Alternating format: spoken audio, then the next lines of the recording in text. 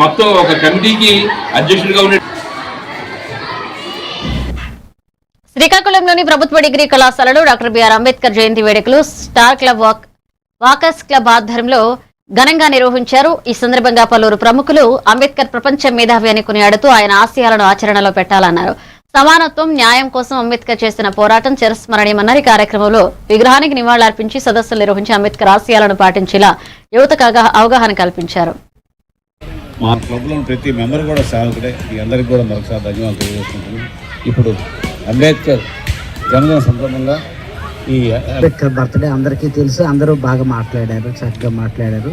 కానీ అనేక విధాలు మన భారతదేశంలో మార్పు రావడానికి ప్రధాన కారణం ఏంటంటే ఎన్నో భాషలు, ఎన్నో కులాలు, మతాలు అన్నీ ఉన్నాయి. అంత వ్యక్తిని మన ప్లాట్ఫారం మీద బర్త్డే అదే జయంతి మనం చేసుకోవడం మనకి ఎంతో అదృష్టం. ఈరోజు అతను తలుసుకుంటే చాలు మనలో ఒక ఇదేమిటో మనకు ఒక బాధ్యతగా ఉండాలి, ఒక పట్టుదల ఉండాలి అనే ఒక ఆలోచన మనకి ప్రతి ఒక్కరికి వస్తుంది. ఈరోజు అంత గొప్ప వ్యక్తికి మనం ఈరోజు ఈ జయంతి వేడుకలు చేసాము.